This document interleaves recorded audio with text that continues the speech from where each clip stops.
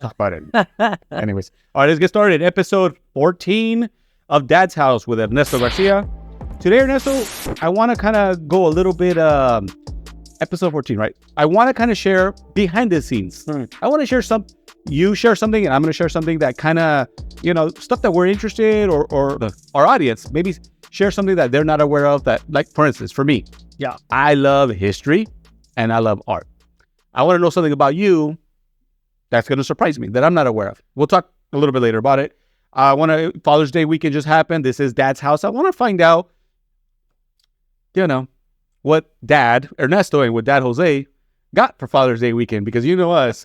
There's a meme out there where like mom gets the Michelin 5-star rating dinner on Mother's Day, which by the way she deserves. And then Father's Day we get like that cold McDonald's. Not even that, we get that cold bologna sandwich. On Father's Day. I texted a bunch of my friends and I said, don't go, whatever you do, don't go out to any restaurants today. There's at least a 5 to 10 minute wait. Yeah, because there's nobody taking their dads out.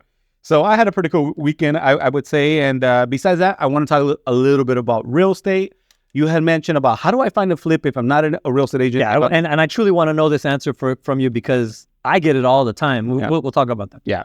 And if we have some time, you wanted to talk about maybe Trump, Biden, and I'm impressed by Newsom. I might be a new fan of Newsom for president. So, and that's because of the interview that Newsom had with your boy Hannity on Fox News. Correct. I'm sure. And there's another interview out there with Brett Baer, also from Fox News, interviewing Trump. I haven't watched both of those interviews are significant in the past few days. By the way, I can honestly say here, I'm not a big fan of Gavin, but I thought he did very well in the first couple months, 6 months of the pandemic. So I was a fan. I even made a post, hey, he's doing great. But with that being said, I think, 3 years later, I'm not a fan, but I did watch that interview with Hannity and oh my God, I thought he did amazing. He sounds presidential.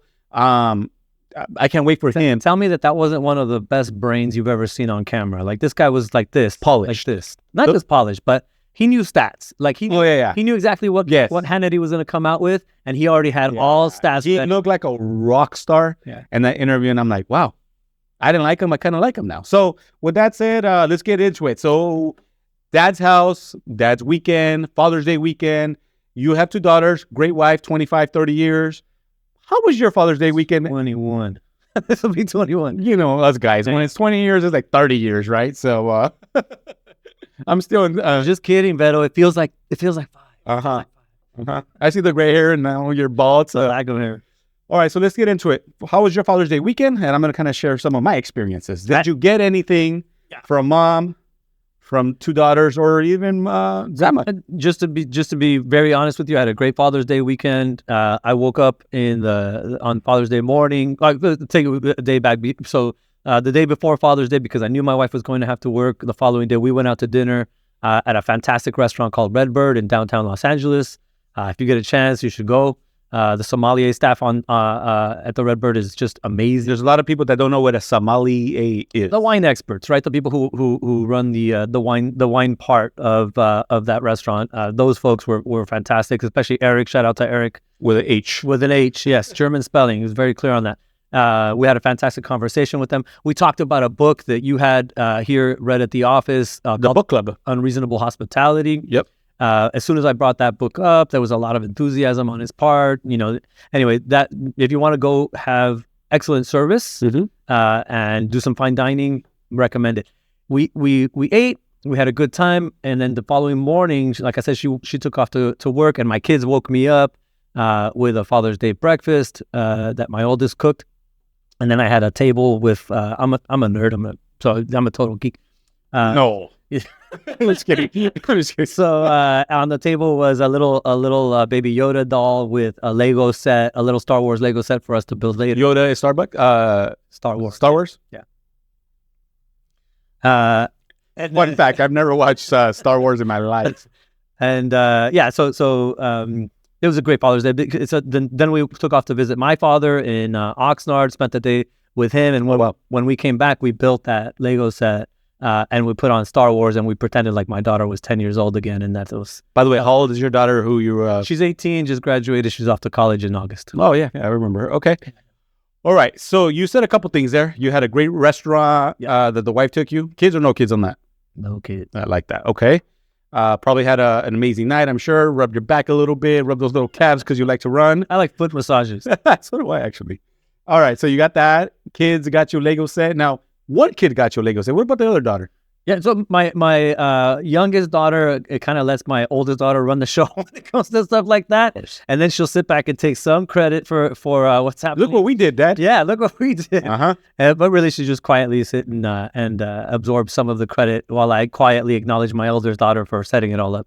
All right, she's a good kid. That's not to say she's not. So I want to come back to that Star Wars story because it sounds like you're a nerd. But yes, with that said, I kind of want to share my. Sound like I'm a nerd. I am a nerd, but I proudly wear my nerd patch. Yeah. I can relate to that. Never watched Star Wars. See, when it comes to movies, when it comes to like too sci-fi, does that fall into that category? Sci-fi movie? It's the sci-fi movie. Yeah. I've never watched Matrix. I've never watched that. What's the other show that was popular on TV? Star Wars, Star Trek. I will never watch that. Yeah. I don't know. Now, I'm a history buff and I love space and I do want to cover that. Just aliens, starships. I just can't get into it, bro. Yeah, understandable. There's a lot of people that don't get too far into it. And surprisingly, there's a bunch of people out there who've never even watched Star Trek, Star Wars, or any of that stuff. And not to get too geeky about it, but you mentioned, for example, The Matrix. The Matrix is a movie that has deep philosophical undertones. And if you listen to, especially people who, you hear the term red pilled right now a lot, that comes from The Matrix. Yes, I wouldn't know that. Yeah, so, it's a total Matrix. I'll tell you what I did watch. Monday afternoon, Heat for like the 10th time. Excellent movie. I would say so. Nothing but a star-studded cast, and I really enjoyed it. All right, so my Father's Day weekend, I have 5 kids. Guess how many of those 5 kids actually surprised good old Papa here, who breaks his back, supports, as at every game. Guess how many of those wonderful 5 kids actually surprised Dad with a gift? 5. 1, bro. One. By the way, this one, it was her and her boyfriend. Provided, they brought me some Argentinian sausages. Nice. I actually grilled them yesterday. I had that for dinner for the family. And they brought me 2 gift cards, one for Starbucks and one for In-N-Out. But it was the other 4. Then I'm still like, what the hell, boys? Can't wait. Girls. I can't wait for them to turn 18 to kick them out. But no, I mean, they gave me a hug. We did have crepes. So my wife did wake up Sunday morning. We ran some errands. We went to Lowe's. We bought some furniture for our patio, stuff like this. And she started making crepes and with my favorite, Nutella and strawberries.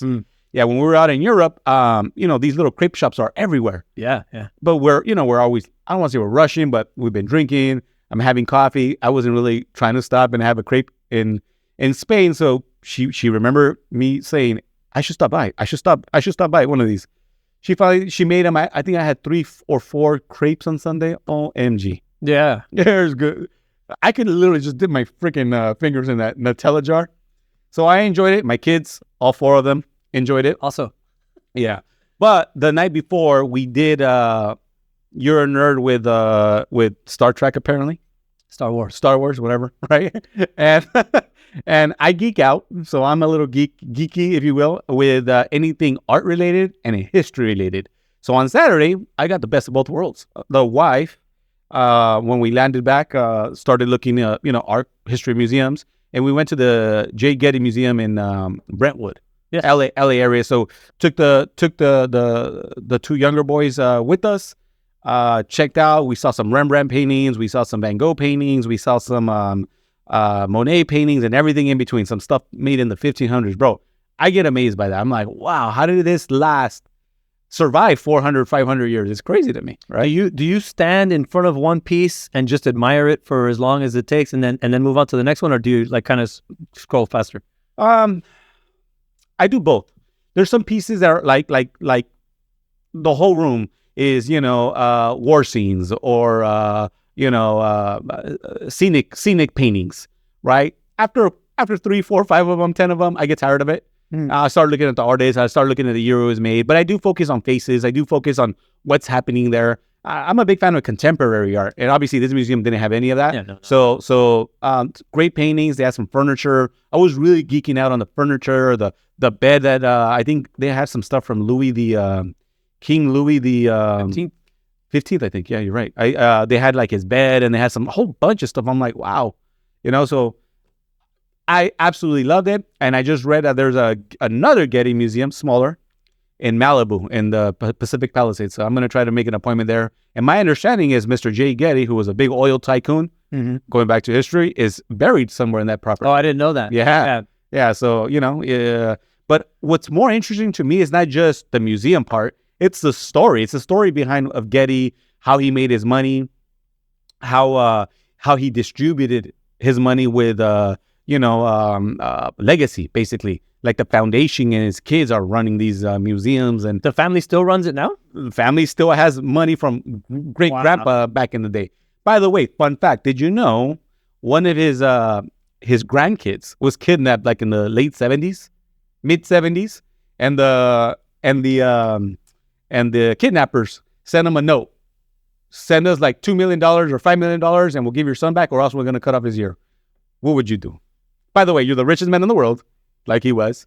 What would you do if your grandkid ransom note, hand over some cash, or I'm going to send you his ear? Yeah, you're looking for the quick answer. The quick answer probably is cut it off? No. Pay him. Yeah, well, he chose the latter. If they do it once, they're going to do it again. Yeah. Apparently, they cut off his finger or they cut off his ear. I forgot what it was, and they sent it to him. Yeah, so fun fact. Damn, great story. Fernandez copy. Yeah, same thing with Fernandez. A lot of people don't know that, but yeah, that was a... Okay, so let's talk about this geeking out, Mr. So I just want to make it clear. You were celebrated on Father's Day. It just wasn't like a acknowledgement from the individual other three kids. Yeah, and it's actually 4. Other 3 though, but but the one did. One did. Right. With her boyfriend. Oh yeah, 5 kids. That's right. There was 4 that did. 5, yeah. And one of them was with her mom for the summer, so I'm not, obviously there's not much you could do. But again, I mean, that's 20%. That's 20% celebration ratio. I don't know. Am I doing something wrong? I don't think you're doing anything wrong. I think fathers in general, underappreciated is I don't know if that's the right word, but it sometimes feels like it, generally speaking, right, on Father's Day. It's the difference between, and you can see it because it's the difference between what I said to begin with. On Father's Day, you can get a seat in pretty much any restaurant you want. On Mother's Day, good luck. Good luck. No, I agree.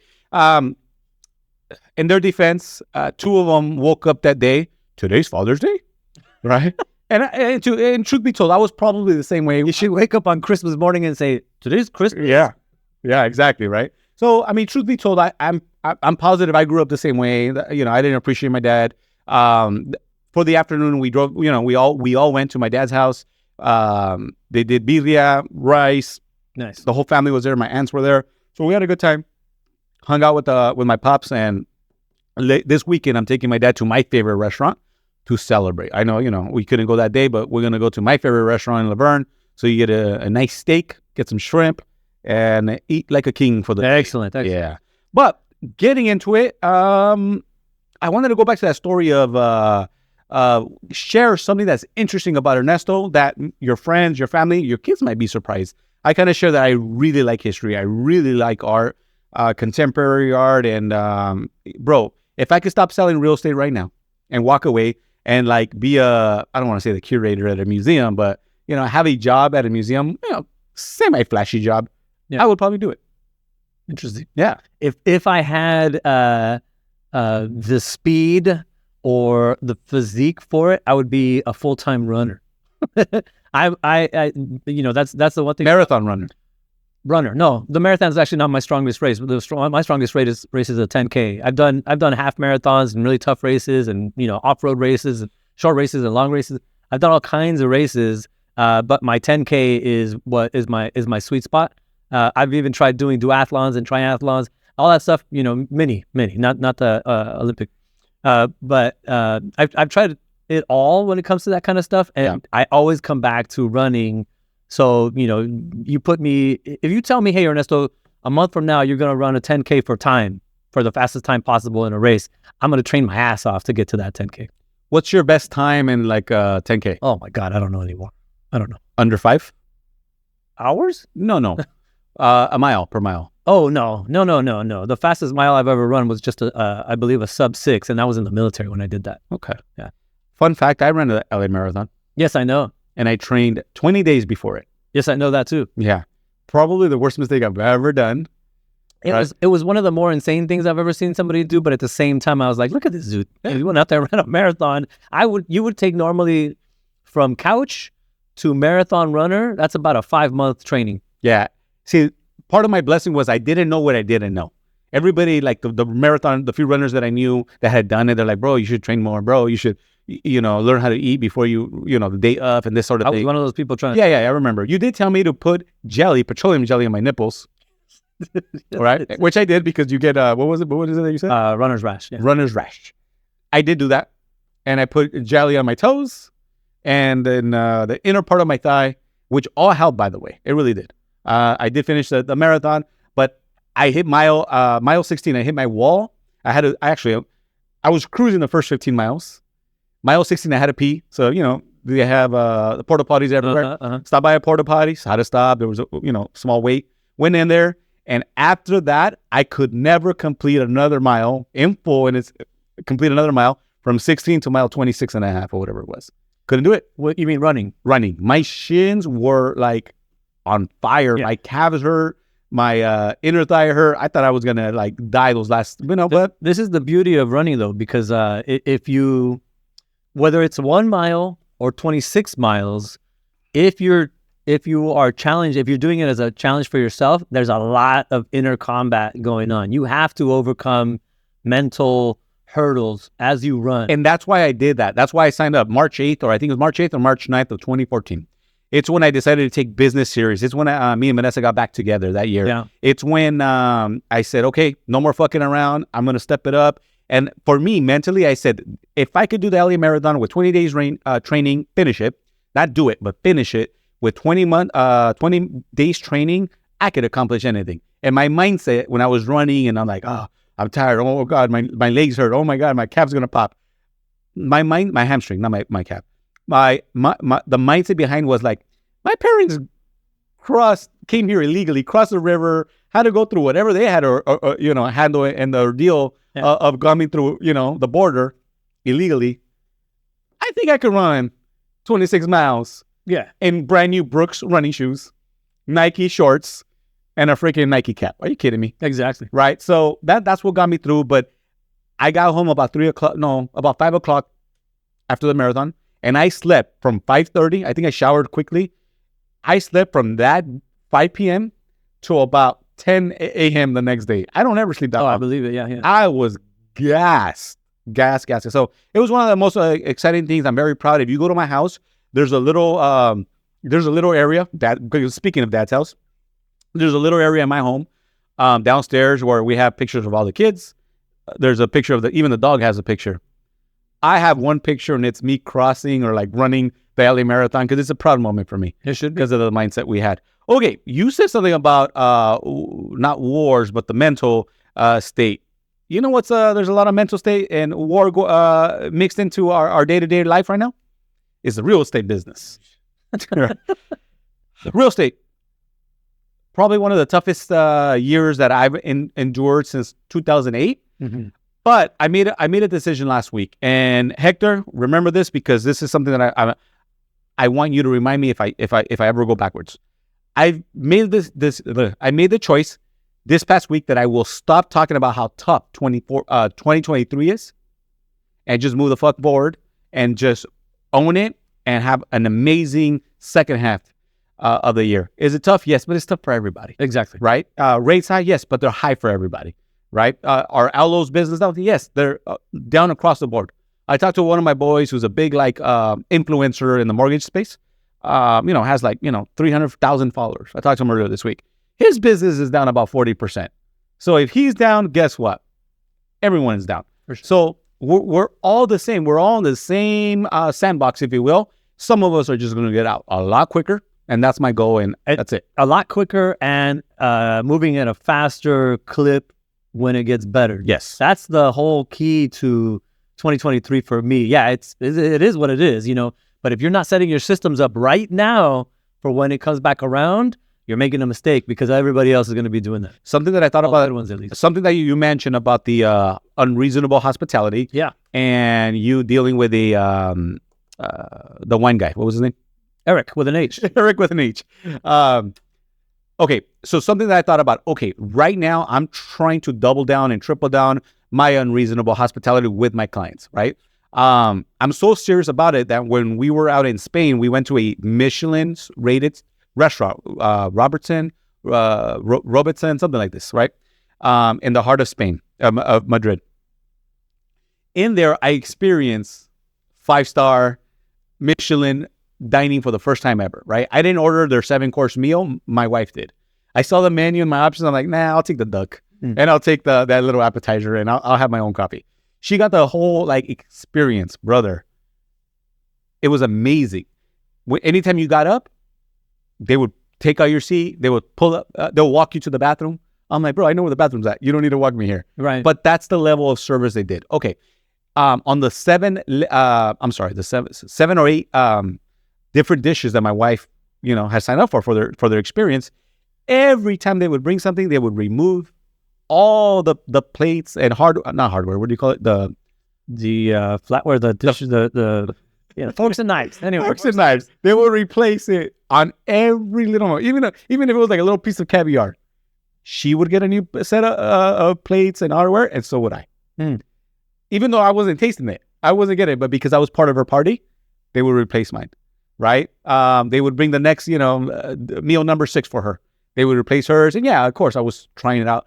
The experience was amazing. The service was amazing. Translate that to real estate. I'm doubling down and tripling down on that type of. How are you going to make a real estate client walk out of a 30-day transaction with that feeling? Yeah. So I thought about that, right, while I was there, and I said, okay, I want to go back, part of being successful is sometimes you kill your business because you're so successful. You get busy. You get you find leverage. You have staff and teams that handle the calls and the emails for you. I'm going back to being the point of contact. Number one. Number two, I'm making it a point to reach out to every client and every lead personally, where before I have my system set up where, my CRM or our team member is reaching out. No, I'm busy, but I'm not that busy. I'm doing good, but I'm not doing that good, where I can't make a simple email, simple call.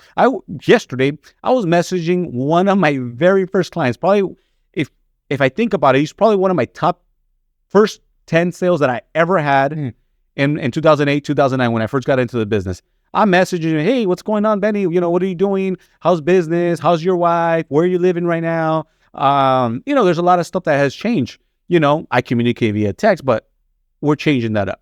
I want to make that personal touch. And guess what? I'm going back to client appreciation events, agent appreciation events, and just going back to my bread and butter that made me successful. Because again, sometimes success can kill your business because you're so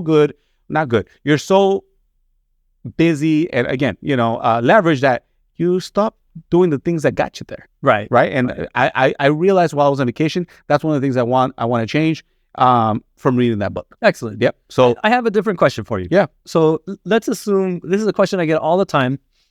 And I, because I'm not on the real estate side, I don't negotiate the deal, right? What I do is I pre-approve people and then hand them back over to the realtor so that they can find the deal. Yeah. And then it's up to, I could tell at the rate of the amount of pre-approvals that I have out there right now, how quickly those offers are being accepted. I know it's a tough time for real estate. I mean, I don't need to see numbers to see that. I know a lot of times, or many times, different markets, I can pre-approve XYZ number of people per week. Next week, following week, they're already in escrow. Right now is not that. Right now is you get pre-approved and then you're out there for a while before you step into a property. So I know it's tough on my realtors. I get one particular question often, right? So everybody wants affordability, which affordability is pretty low right now, right? Okay. But one of the ways they see access to affordability is like saying, you know what, I can buy an ugly property. It doesn't have to be the best property out there. My uncle's in construction, I'm in construction, I got connections, whatever it is.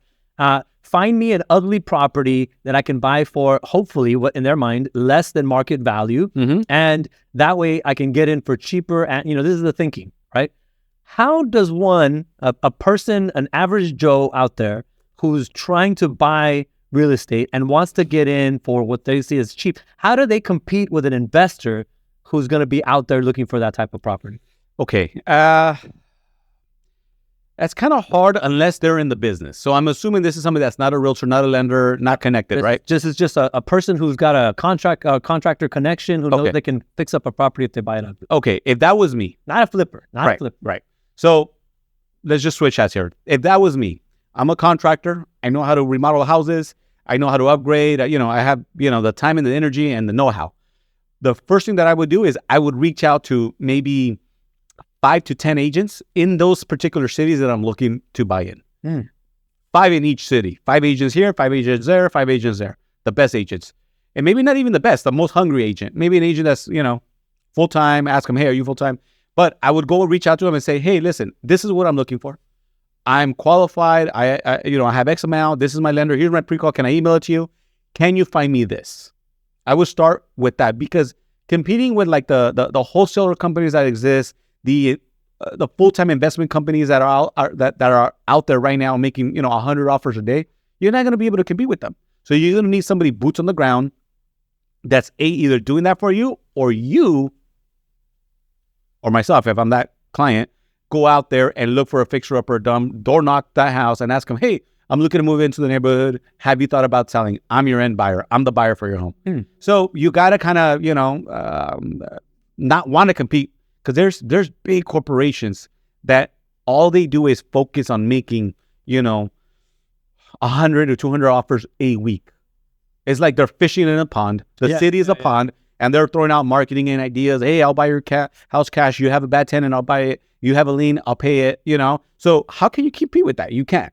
You gotta use like your soldiers, your real estate agents to bring you the deal.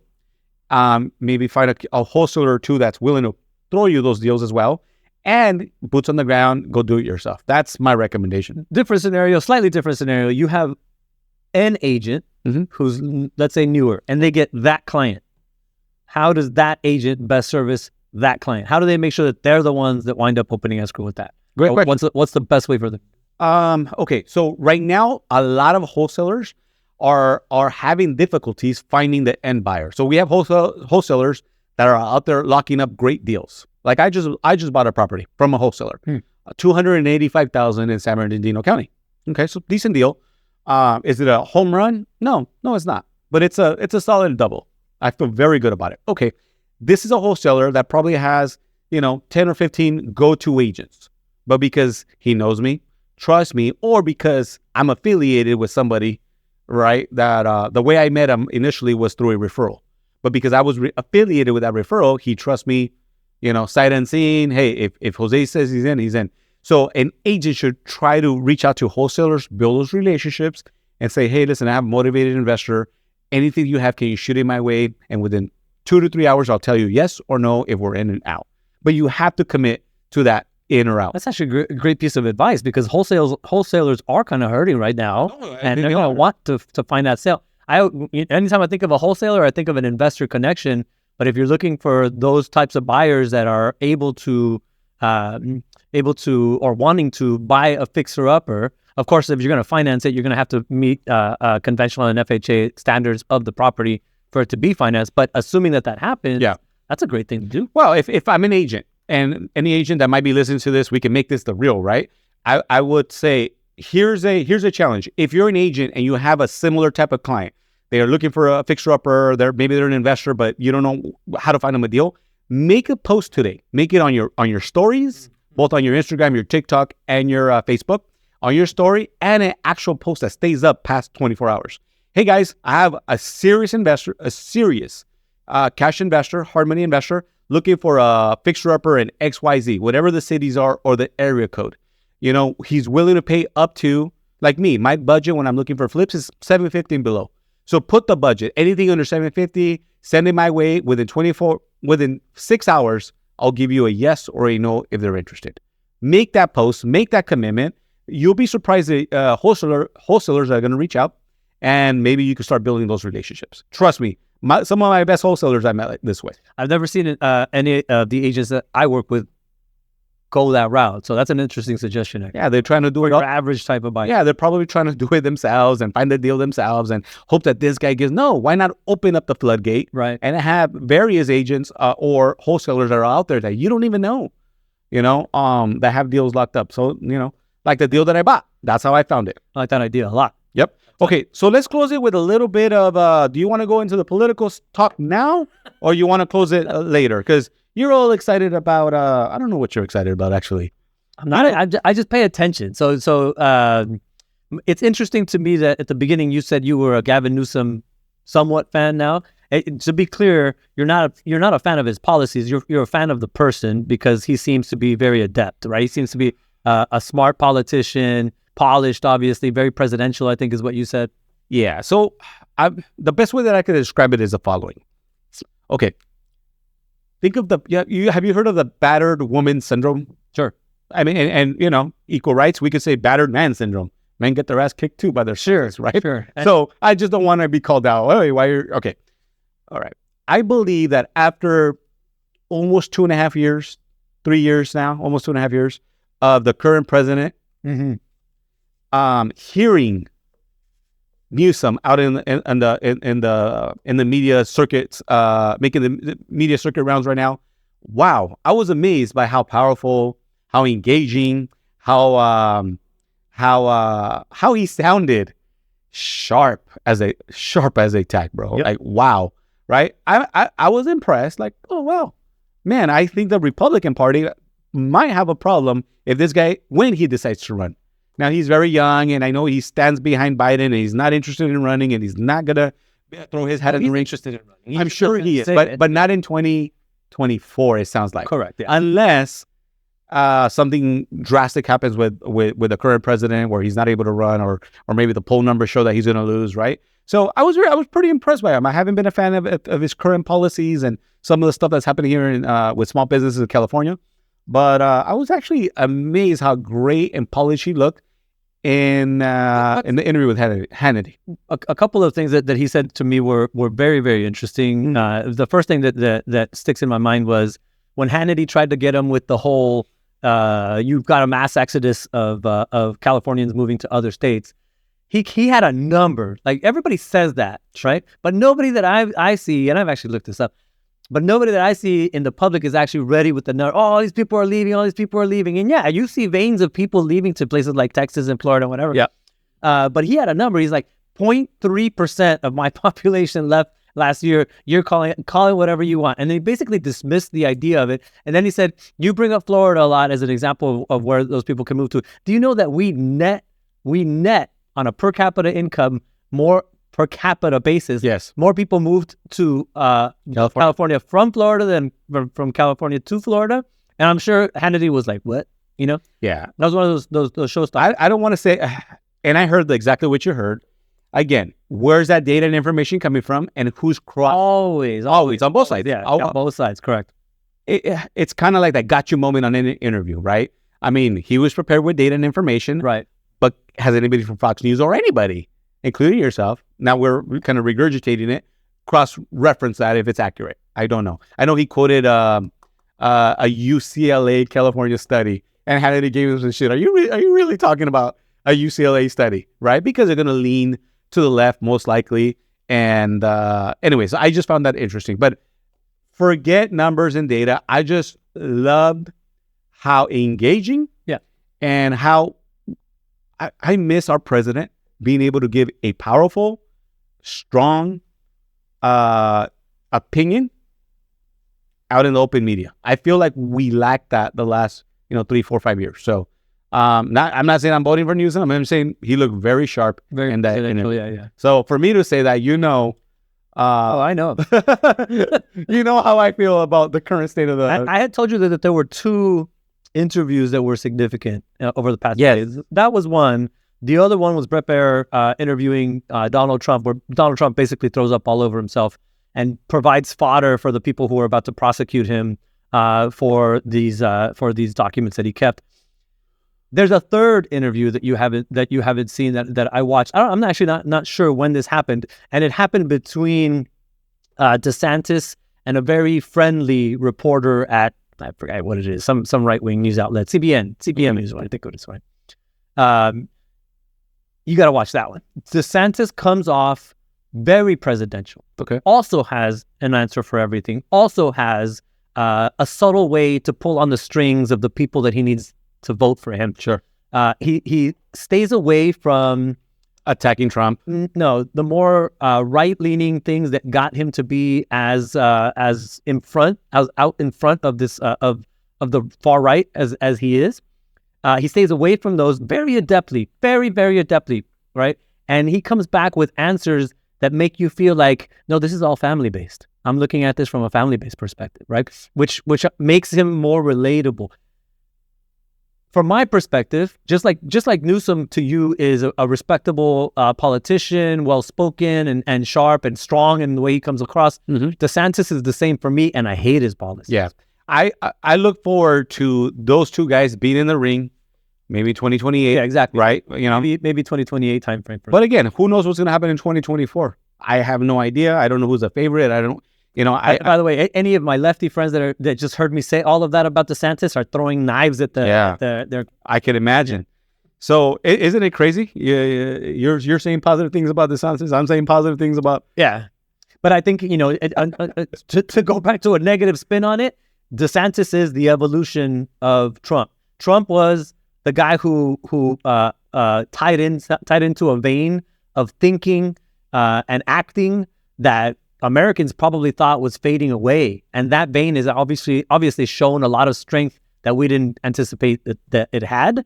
And now DeSantis is going to come in and be the politician around that vein, the real politician, not the Trump style clumsy, stupid, tripping all over himself every time he gets in front of a camera type of guy.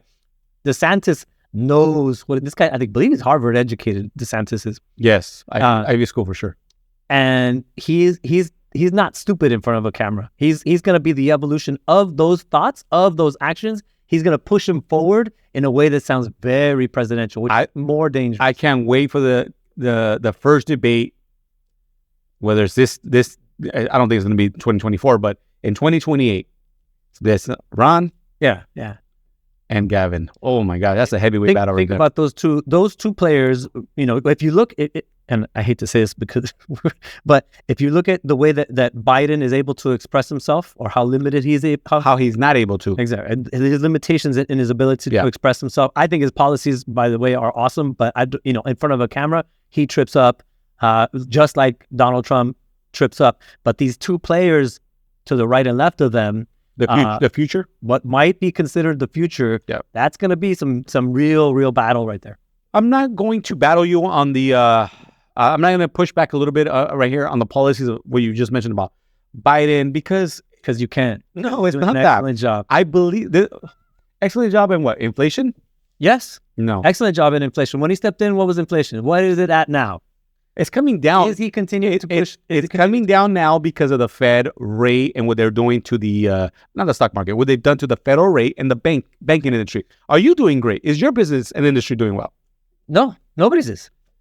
Okay, but you're not going to blame. I mean, we can't blame the Fed or the president. But I what you're about to say, I have said many times. There are a lot of things that presidents take credit for, they have no control over. But yet, I actually agree with you. But yet, a lot of people say, "Oh, we've got an election coming up that's going to change." That has nothing to do with it. The Fed does their main charge is to keep inflation low and unemployment healthy. We talked about the numbers and the data of unemployment and the jobs that are created. Tell me right now, though, sorry to interrupt, but tell me right now, though, that you wouldn't be saying to me, Ernesto, when Trump stepped into office, inflation was X, and if it was lower by 2-3%, which it is right now off its peak, wouldn't Trump be taking credit for that? And wouldn't you be saying inflation is doing better under Trump? And wouldn't you be saying, on top of that, all of the jobs that were lost during the pandemic have been regained, and then not many times, but a couple times over, more jobs have been added? Isn't GDP still on the positive side despite the heavy headwinds coming back from COVID? Isn't it? That's where I think that is. Was Biden able to successfully negotiate against McCarthy, Speaker of the House, and basically trounce him, right? Bully him? Oh, I don't know if he bullied him, but whatever happened in those back rooms, McCarthy's the obvious loser in that negotiation. You could tell because the far right wing is coming after his ass now, and Biden's coming out there, and he's not gloating, he's not bragging. He just came out. He was stumbling and fall, took probably. his big W from that moment, and now has moved on to the next thing. Very presidential. I believe that the economy and the state of the market of where we are right now has a lot to do with a lot of the things that you mentioned, right?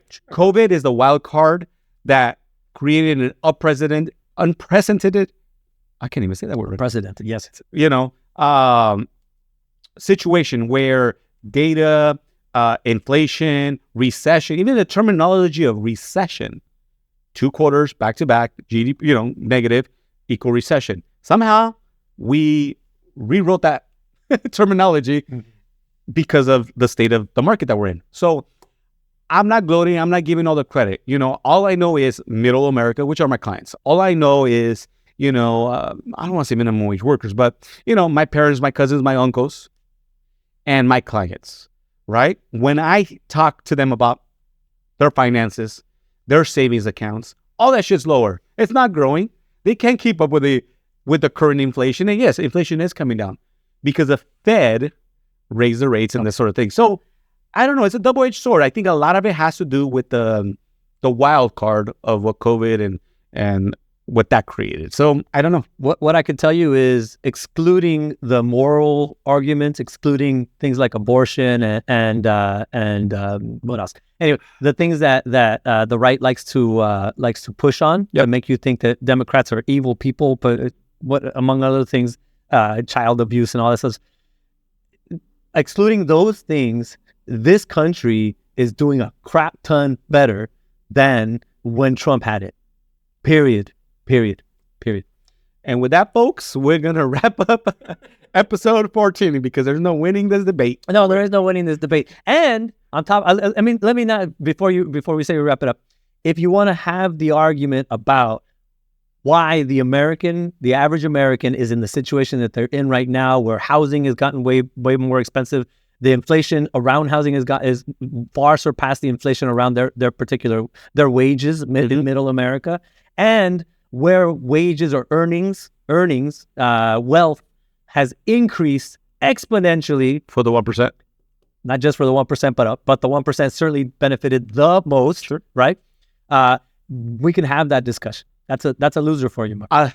I look forward to that one because policies and elections have consequences. Policies and elections have consequences. Absolutely, and in California, it's a direct connection to that statement because here I'm not gloating, but I think Newsom it's so bad, I believe, that Newsom looks like a great option, right? In California, you mean? No. As a presidential, I'm not voting for him, by the way. No, I know you're not voting for him. Anyways, with that said, guys, thank you guys for watching episode 14. Look forward to episode 15, where we're going to kind of piggyback off this conversation. A little bit, yeah. I got to finish it out. Yeah. And I need you to come prepared because I'm going to go back all the way to 1980. 80, okay. All right, I'm going to go back only the last 12 years, and you be ready, my friend. Why 1980? A starter for everybody out there. In 1980, Ronald Reagan becomes president, and in that moment, American history changes for the worse for the middle class. I actually agree with that.